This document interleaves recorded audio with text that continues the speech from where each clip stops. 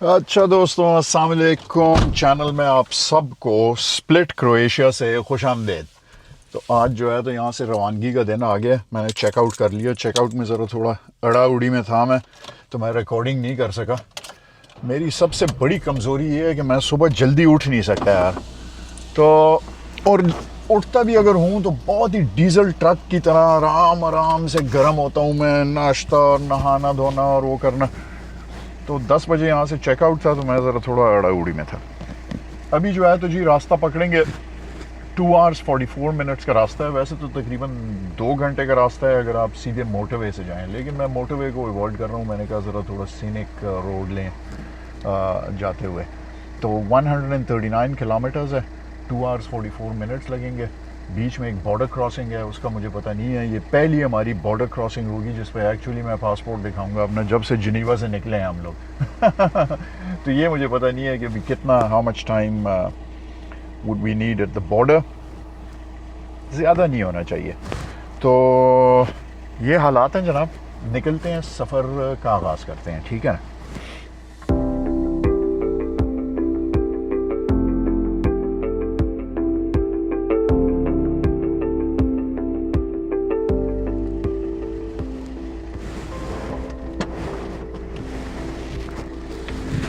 अच्छा जी, अच्छा स्टे रहा यहाँ पे यार। it wasn't bad। कोई बहुत ही ज़्यादा तीसमार खान वो भी नहीं था। होटल थोड़े से उसकी शॉर्ट कमिंग्स थी, थोड़े से ज़रा प्रॉब्लम्स थे, लेकिन बहरहाल इतने नहीं थे कि जिसके ऊपर कोई जो है तो बहुत ही ज़्यादा एतराज़ किया जाए, ठीक है ना। it was nice, it was okay considering the price. यार क्या 50-55 कैनेडियन डॉलर्स में और क्या मिलेगा आपको।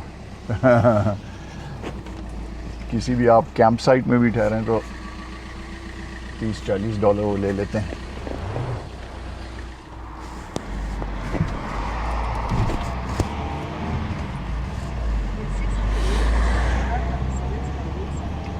अच्छा,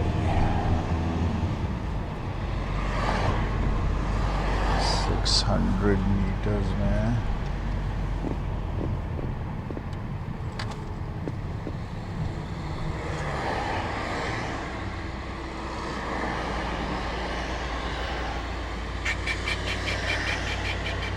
शहर के हंगामे से ज़्यादा निकल जाऊँ यार, फिर उसके बाद आपसे मिलता हूँ, ठीक है।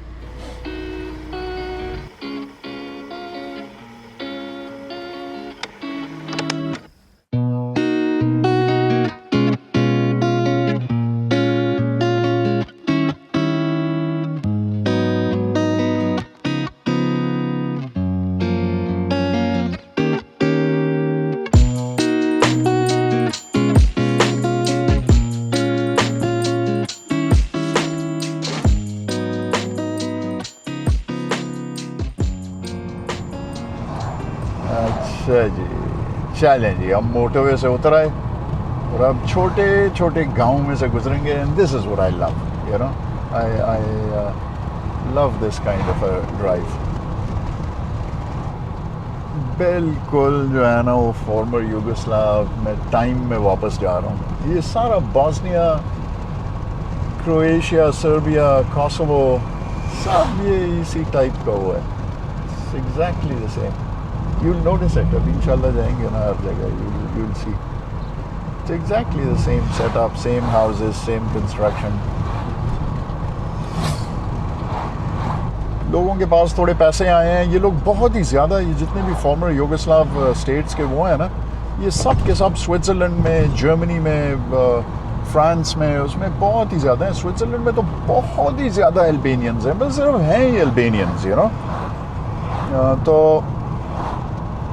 कंस्ट्रक्शन में, ट्रांसपोर्टेशन में, जितनी भी टेक्निकल इंडस्ट्रीज़ हैं उसके अंदर, यू नो, प्लम्बिंग है, इलेक्ट्रिशियन का काम है, कंस्ट्रक्शन का काम है, ट्रांसपोर्टेशन का, गाड़ियाँ बेचना, ख़रीदना। ये गाड़ी मैंने एक अल्बेनियन उससे डीलर से खरीदी थी। तो पैसे शैसे फिर ये भेजते हैं। पैसे जब भेजते हैं तो यहाँ पे ये जितनी भी नई कंस्ट्रक्शन हुई हुई है, ये सारी की सारी मेरे ख्याल में यूरोप के पैसे हैं। टिपिकल हमारे जिस तरह थर्ड वर्ल्ड का वो होता है कि जी कोई ना कोई फैमिली मेम्बर बाहर है, वो कमा रहा है, फिर वो सबको सपोर्ट कर रहा है। बहरहाल ये अभी आप रूरल क्रोएशिया देखें, फिर रूरल बॉस्निया देखें, लश ग्रीन माउंटेन साइड्स हैं, पहाड़ हैं बहुत ही ज़्यादा, बहुत ही ट्रैजिक इनकी हिस्ट्री है सारी। क्रोएशिया, सर्बिया और बॉस्निया की तीनों की ये जिस टाइम ब्रेकअप हुआ यूगोस्लाविया का, सबसे पहले स्लोवेनिया ने किया, वो तो बिल्कुल ही पीसफुल, कोई वो नहीं, वो भाग गए। फिर उसके बाद मैसेडोनिया ने कहा कि जी हम लोग भटकना चाहते हैं। उन्होंने कहा जी आप अपने आर्म्स वगैरह और वो सब कुछ भी आपको रखने की इजाज़त नहीं है। उन्होंने कहा आर्म्स पहाड़ में जाएं, लेकिन हम लोगों ने अलहदा होना है। So they disbanded their army and everything, सारे वेपन्स उन्होंने पकड़ा दिए एंड दे जस्ट सेपरेटेड। फिर उसके बाद जो है तो जनाब ये बॉस्निया ने, क्रोएशिया ने कहा कि जी मैं अलग हो रहा हूँ। तो क्रोएशिया जब अलग होने लगा तो उसके ऊपर फिर सर्बियंस ने शोर मचाना शुरू कर दिया, बिकॉज सर्बिया की बहुत बड़ी पॉपुलेशन जो है, ये तो चूंकि आपस में मिक्स्ड है ना, ऐसा तो नहीं है कि बॉर्डर बस ड्रॉन है तो इस तरफ सर्बियन है उस तरफ वो हैं क्रोएट्स हैं, वो मिक्स्ड पॉपुलेशन है। बहुत बड़ा एक एरिया था क्रोएशिया का जिसमें सर्बियंस थे। तो वो सर्बिया ने कहा कि नहीं जी आप अगर अलग हो भी रहे हैं तो ये इलाका तो सब का सब ये हमारा है, बिकॉज इसमें सर्बियन रहते हैं। तो उनकी लड़ाई शुरू हो गई। उनकी लड़ाई शुरू हुई तो क्रोएशियंस ने वही वाला वो यूज किया रूल्स कि जी ये तो बॉस्निया में भी बहुत सारे इलाके में क्रोएट्स रहते हैं, तो वो क्रोएशिया और बॉस्निया की लड़ाई शुरू हो गई। And it was you guys obviously know the history, it was one of the most brutal conflicts in Europe after World War। बहुत ही मार कुटाई, बहुत ही जो है तो जेनोसाइड्स और वो हुए हर साइड के अंदर, जो है तो हजार लोग मरे। और फिर उसके बाद बड़ी मुश्किलों से वो अनटैंगल हुआ, वो हुआ, बॉस्निया अलग हो गया, क्रोएशिया अलग हो गया। तो ये सर्बिया ने यही किया था कि इतने में कोसोवो जो है तो उसने कहा कहते जी मैंने भी अलग होना है। और कोसोवो की हिस्ट्री मैं आपको उधर जाके सुनाऊंगा डिटेल में कि वो व्हाट प्रॉम्प्टेड इट, किस वजह से वो कोसोवो वालों ने कहा कि जी हम लोग अलग होना चाहते हैं। वो तो बस आखिर में सबके सब टूट टाट गया, बिल्कुल टोटे टोटे हो गया। सबसे ज्यादा जो यहाँ पे मार खाई ना वो बॉस्नियंस ने खाई बेचारों ने। सर्ब्स ने भी उनके ऊपर बहुत ही वो किया। रिपब्लिका स्रब्स्का उसको कहते हैं, वो एक पोर्शन है अभी भी बॉस्निया का ही पोर्शन है, लेकिन उसमें मेजॉरिटी सर्ब्स हैं। वो अभी भी प्रॉब्लम एरिया है, उसके अंदर उनकी अपनी लेजिस्लेशन है, अपना वो है, नाम को वो बॉस्निया का हिस्सा है, लेकिन बहुत ही अभी भी उधर सीड्स हैं रेबेलियन के। और क्रोएशिया जो है तो वो सेटल डाउन हो गया, इसीलिए क्रोएशिया जो है तो हैज जॉइंड EU, और प्रोग्रेस उसकी शुरू हो गई, सारी चीज सही हो गई। बॉस्निया जो है वो अभी तक इट्स ट्राइंग टू, बट वो, और सर्बिया भी, लेकिन वो उनके वही बॉर्डर डिस्प्यूट्स और ये इस टाइप की चीज़ों की वजह से, और वो जो सेपरेट उनकी पार्लियामेंट है और वो सेपरेटिस्ट एटीट्यूड्स हैं, तो उसकी वजह से वो EU के साथ अभी मर्ज होने के काबिल नहीं है, बिकॉज उनके लॉज और सिस्टम्स और वो जो है वो EU के साथ कंपैटिबल नहीं है। ये हिस्ट्री है। सबसे अमेजिंग चीज मैं आपको बताऊं कि मैं जब कोसोवो में था तो कंसिस्टेंटली मैं ऐसे लफ्ज सुनता था जो बड़े मेरे कान को वो लगते थे। मैं कहता था कि क्या वो है, उनसे फिर मैं पूछता था उसकी ट्रांसलेशन। तो वो सरप्राइजिंगली सर्बियन में, अल्बेनियन में, पश्तो में, उर्दू में, इनमें लफ्ज कॉमन है। तो मैं बड़ा इंट्रीग हुआ, स्पेशली पश्तो के साथ। बहुत सारे पश्तो लफ्ज हैं, जैसे फॉर एग्जाम्पल हम लोग चमचे को पश्तो में काशका कहते हैं, ठीक है ना। अच्छा, जो वो होता है क्या नाम है, लेट्स से बड़ी डिश जिसमें कोई चावल वावल या वो, उसको पतनुस बोलते हैं पश्तो में। ये दो एग्जैक्टली इसी तरह के वर्ड्स हैं सर्बियन में, पतनुस और काशका, ठीक है। अच्छा, इसी तरह जो है तो सर्बियन में जब ये बोलते हैं ना कि आई डोंट नो, तो वो कहते हैं नेमा पोएमा। पश्तो में हम लोग जब कहते हैं कि आई डोंट अंडरस्टैंड, तो हम कहते हैं नेम पोए, न पोएगम, नेम पोए, I don't know, I am not understanding. Serbian में एग्जैक्टली यही वो है, नेमा पोएमा। तो मैं बड़ा इंट्रीग होता था, मैं कहता था यार ये क्या अजीब सा वो है, ये कॉमन वर्ड्स कहाँ से आ गए। Until I realized कि इसकी इतनी इंटरेस्टिंग हिस्ट्री है। जिस टाइम अलेक्जेंडर जो है ना वो आ रहा था अफगानिस्तान को अटैक करने के लिए, तो वो अपने साथ बहुत सारे सर्बियन, और वो खुद मैसेडोनियन था, ठीक है ना, तो अपने साथ सर्बियन ट्रूप्स लेके आया वो। तो वो जब अफगानिस्तान पहुंचा वो, तो वो बहुत ही सख्त बीमार हो गया। हिस्टोरिकल वो है, 2 साल तक वो पड़ा रहा, ऑलमोस्ट मरने लगा था वो। 2 साल तक वो अफगानिस्तान में ठहरा रहा, काबुल में, और रिकूपरेट करता रहा, बहुत ही ज्यादा बीमार हो गया था। तो उसकी जितनी फौज थी, मैसेडोनियन और सर्बियन फौज जो थी, वो ऑब्वियसली जब उधर पड़ाव डला हुआ है, कोई लड़ाई नहीं हो रही, कुछ नहीं हो रहा, तो उन्होंने शादियां कर ली, उनके बच्चे भी हो गए उन 2 सालों में। तो जब अलेक्जेंडर फाइनली ठीक हुआ और उसने कहा कि चलो जी अब यहां से निकलते हैं, इंडिया के ऊपर अटैक करते हैं, तो उसमें से बहुत सारे जो थे, तो वो खेती बाड़ी करने लग गए थे, और बाल बच्चे थे उनके, और शादियां हुई हुई थी। वो उन्होंने कहा नहीं जी, हम नहीं जा रहे हैं, हम यहीं पे ठहर रहे हैं। So there is a very big Serbian Macedonian blood line in Afghan people, in Pathans. तो जो है, तो और वो सारे जो है ना कॉमन वो वर्ड्स, वो लिंक बनता है, you no, through that Alexander, वो इन्फ्यूजन हुई लफ्जों की और उसकी। अच्छा, इसी तरह हमारे ड्रेसेस जो हैं, ये इसके ऊपर जो पठानों के वो होते हैं ना शीशे के, वो उसके ऊपर वो शीशे का काम हुआ, ये रेड कलर के इस तरह बॉल से। वो हमारे सवाबी में एक चपली है, वो है चपल ही थी, क्या चपली ही कहते हैं उसको, वो नॉट वाली एक वो है, पंजेदार है सप्लाई। तो वो बिल्कुल ग्रीक डिजाइन है, एब्सोल्युटली। वो पंजेदार वो जो है ना सप्लाई, वो, और उसके ऊपर वो रेड कलर का बॉन, वो प्योरली एब्सोल्युटली ग्रीक है वो, तो ग्रीस से आया हुआ है वो। You know, it's so surprising.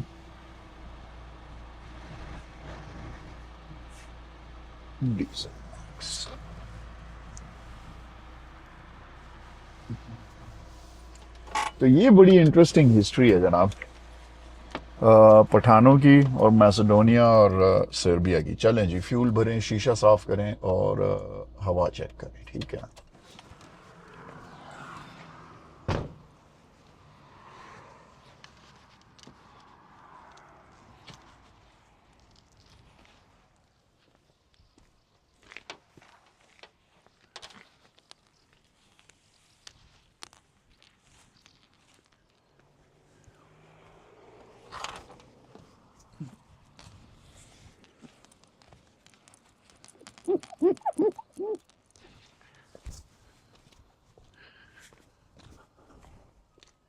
चलें जनाब, छोटा सा पंप है लेकिन सब काम हो गया यार।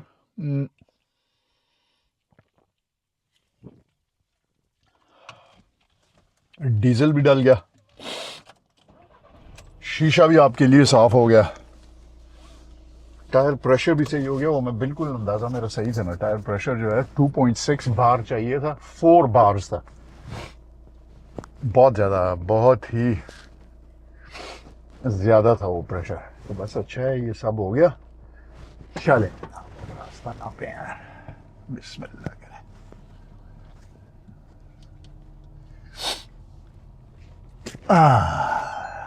Nice. It was a good stop.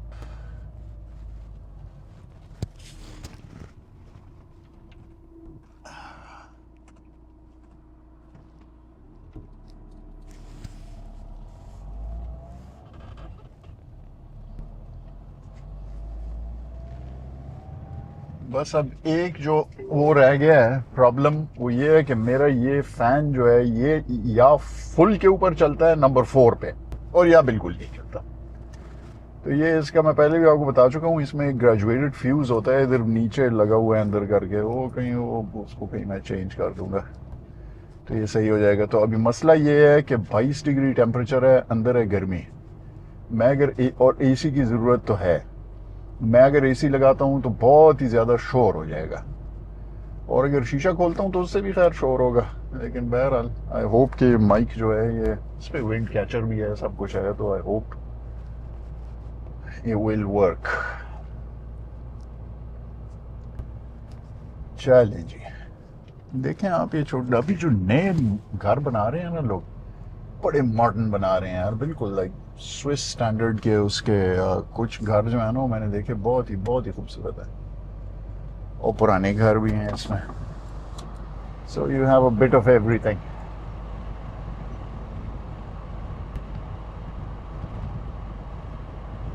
नीचे अभी हम जैसे जैसे जाते जाएंगे ना तो गर्मी का जोर पड़ता जाएगा, लेकिन अच्छा है, अच्छा मौसम जो है ना उसका कोई नेमुल बदल नहीं।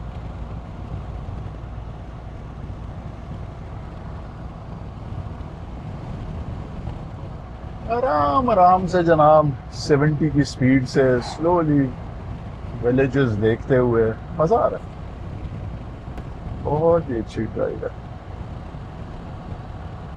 ये। अभी हम जैसे जैसे बॉस्निया के करीब पहुंचते जाएंगे ना तो आपको मस्जिदें भी नजर आनी शुरू हो जाएंगी।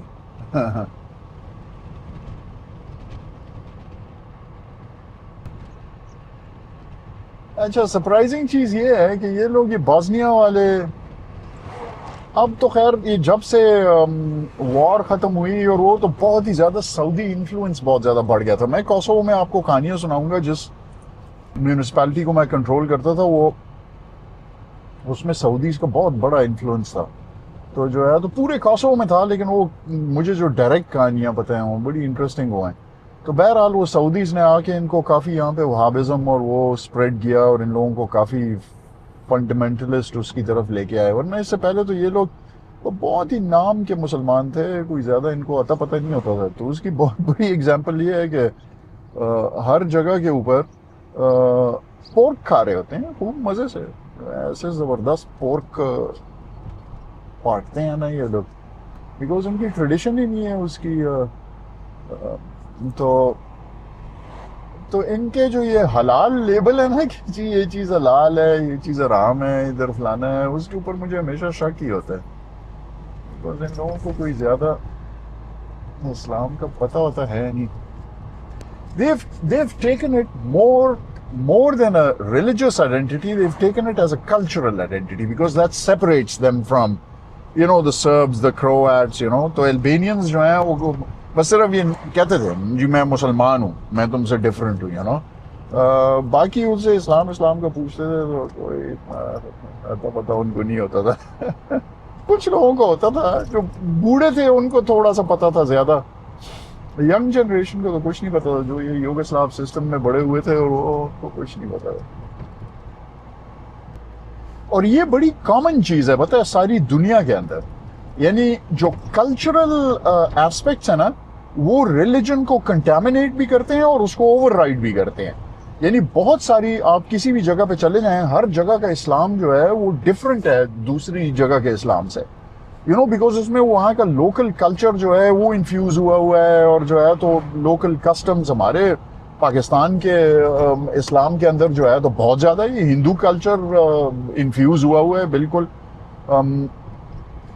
ये दरबार शरबार और ये सूफीज़म टाइप की चीज़ें, और उधर चादरें चढ़ाना और जो है तो अगरबत्तियाँ लगाना, ये सब जो है तो ये तो नहीं है इस्लाम के अंदर। इट्स अ वेरी, और एटलीस्ट जितना मुझे पता है यार, एक तो इस्लाम के बारे में बात करना जो है तो बस आग की तीली लगाना होता है किसी चीज को। सब हर एक बंदा जो है वो नॉर्मल डिस्कशन तो कभी कर ही नहीं सकते ना, हर एक ने मरने मारने पे उतराना है। वो भाई नॉर्मल वो है यार, नॉर्मल लोग हैं। मैं कोई इतना रिलीजियस हूँ ही नहीं, जो neither M I into it, you know, मुझे कोई इतना ज्यादा शौक नहीं है ये बहुत ही ज्यादा अल्ट्रा रिलीजियोसिटी का। तो जो है तो किसी से आप हम बात भी नहीं कर सकते ना। जैसे अब मैंने ये कहा है कि जी ये तो पीरों शीरों का, मुरीदों का, और ये उसके ऊपर चादरें चढ़ाना और दुआएं करना पीरों से और मुर्शिद और फलाना, ये इस्लाम में नहीं है। अब इसके ऊपर लोग लड़ पड़ेंगे जनाब। आई एम श्योर 10,000 कमेंट आएंगे अगर मैंने इसको एडिट ना किया ना, 10,000 कमेंट आ जाएंगे। हाँ ये जी इस तरह है, ये उस तरह है। मतलब हम लोग थोड़ा चिल नहीं कर सकते यार कि आराम से, you know, these are all believes यार। हर एक बंदा अपने अपने ख्याल के मुताबिक they are trying to lead as best a life as possible, you know. हर एक बंदे को करने दो अपना। अक्सर लोग मुझसे ये कहते हैं जी आप ये यूट्यूब के ऊपर ये बातें क्यों करते हैं, इससे तो व्यूअरशिप हो जाएगी। तो मतलब व्यूअरशिप क्या है यार, ये मैं अगर तो मैं लिटरली आपको बताऊं कि अगर अपने ख्यालात का आप इजहार नहीं कर सकते, अपनी जो पर्सनैलिटी है उसको आपको दबाना पड़ रहा है, और जो है तो आप झूठ बोल रहे हैं लोगों से, आप अपने ऊपर कवर्स डाल रहे हैं और वो करने के लिए कि जी मेरी यूट्यूब की व्यूअरशिप है, तो वो तो इससे तो मिजरेबल और इससे तो फजूल लानती जिंदगी और कोई है ही नहीं यार। ईमान से, मतलब I don't care about viewership और ये चीजें और ये वो। To me what's important is that I am authentic, you know. मेरी जो चीज भी है उसमें कोई दोगलापन नहीं है, वह जो है वो है। और बड़े थॉट आउट पोजीशन हैं, कोई ये नहीं कि बस जी वैसे ही बात जी मैंने एक वो किया हुआ है, नहीं यार। 63 साल उम्र है मेरी, मैंने चीजों के ऊपर सोचा हुआ है, दुनिया देखी हुई है, हर एक चीज के ऊपर इतना सोचता हूँ, अकल है, फहम है, इंटेलिजेंट आदमी हूँ, पढ़ा लिखा आदमी हूँ, दुनिया देखी हुई है। कोई सोच समझ के मैंने जो है तो अपने वो बनाए हुए हैं कि जी ये चीज मेरे ख्याल में ये इस तरह है, ठीक है ना। तो अब उसको मैं ना डिफेंड कर सकूं, ना उसको फिर मैं छुपाता फिरूं, नहीं, this is not me, you know, it is what it is. I have a certain outlook on life and that's it. और बाकी मैं किसी और को नहीं रोकता, उनकी अपनी आउटलुक है, जो भी करना है उन्होंने। ओफ यार क्या खूबसूरत सीनरी है, और ये खूबसूरत ग्रीन फील्ड्स देखें आप, और वो ये तो बिल्कुल टेक्सला लग रहा है भाई, पहाड़ खोदा हुआ है इन्होंने। हमारे टेक्सला में यार वो सीमेंट मिल्स जो हैं पूरे के पूरे पहाड़ खा गई यार, बिल्कुल फ्लैट हो गए वो। आप मोटरवे के ऊपर जाते हो देखते हैं, पहले उधर बड़े बड़े पहाड़ थे हसन अब्दाल में, टेक्सला में, हसन अब्दाल में, वो सारे उड़ गए, गायब हो गए। ओ एक वैली में उतरने लगे हैं हम लोग यार, ब्यूटीफुल, वाह। नीचे पूरी एक वैली है बिल्कुल बड़ी, हम लोग पहाड़ से नीचे उस वैली में उतरेंगे, ब्यूटीफुल, वेरी नाइस यार, नाइस व्यूज। ओ नीचे एक लेक भी है यार यहाँ पे, तो अगर कहीं पे जगह हो तो थोड़ा सा रुकें और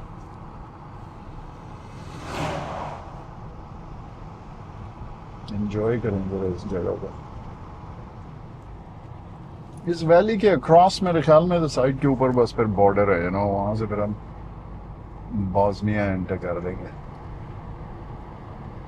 23 साल बाद जो है तो मैं वापस आया हूँ इधर, 23 इयर्स। बहुत चेंज हो गया होगा completely.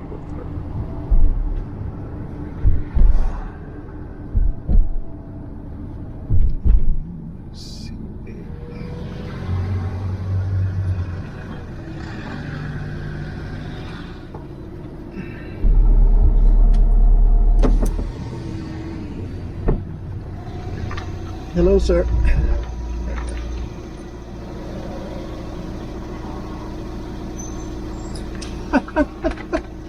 Oh, sir. Oh. This must have looked really bad.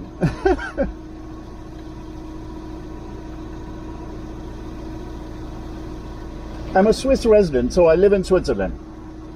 In case you want to check if I've been here more than 90 days. Do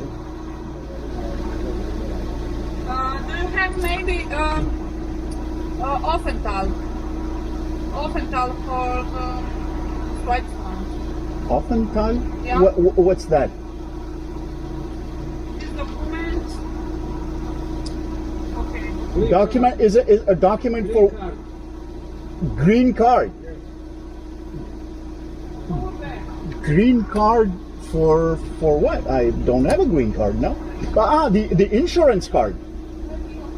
The insurance for the car? Oh. I don't know what a green card is. Do you think I should come in and explain? Yes. We need your picture, face. Okay. So can I park over You can. here? 5 meters. Yeah. So I'll park over there near the black car, huh? Yeah. Okay. Stop.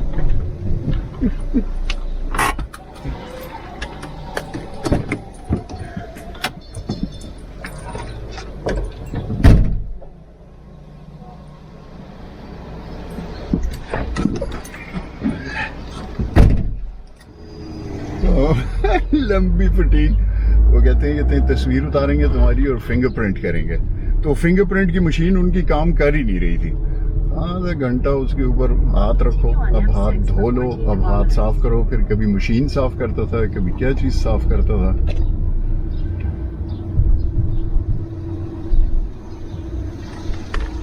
Hello,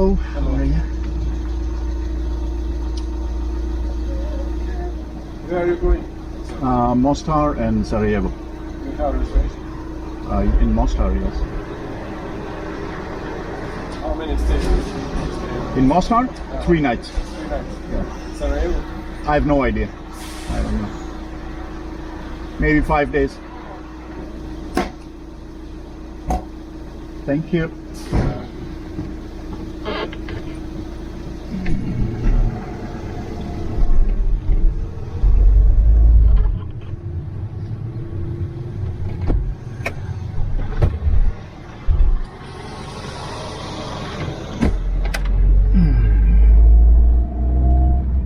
Welcome to Bosnia. 900 meters पे restaurant pizzeria है। यहाँ पे कहीं पे खाना खाते हैं यार, किसी अच्छी सी जगह के ऊपर।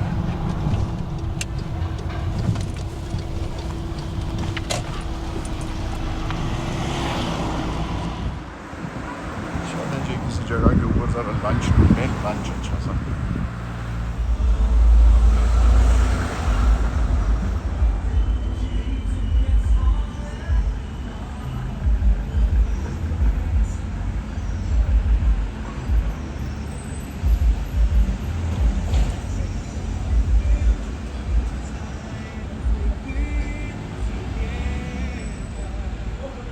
बहुत ही ज़बरदस्त रेस्टोरेंट मुझे मिल गया यार। मैंने एक लोकल लड़के से पूछा कि कौन सी जगह अच्छी है लंच खाने के लिए। उसने कहा कि ये जगह अच्छी है। देखें डेकोर इसका इतना खूबसूरत, बाहर जो है तो बहुत खूबसूरत फूल दरख्त एक लगा हुआ है, बहुत ही खूबसूरत। बर्गर ऑर्डर किया है मैंने। It should be good, you can mess up burger up. चलें जनाब, लंच भी अच्छा हो गया यार। बर्गर था बस ठीक ही था, इतना कोई ख़ास नहीं था यार। 17 यूरो का उसने बर्गर मुझे भेज दिया। महंगा था मेरे ख्याल में, बॉस्निया के हिसाब से तो बहुत ही महंगा था।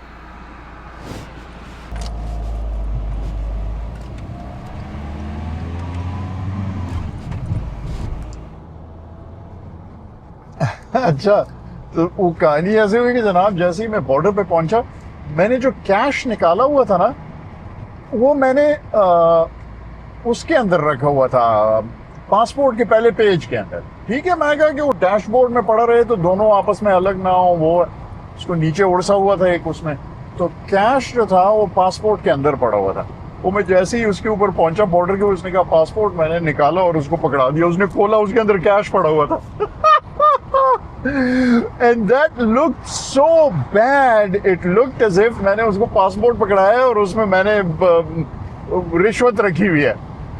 तो मैंने उसको कहा कि I'm so sorry यार, this looks bad, but you know, ये मतलब नहीं था इसका। तो it must have looked really bad.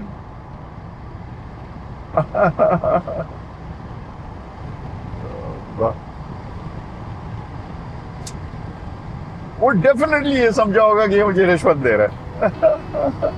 It was very embarrassing.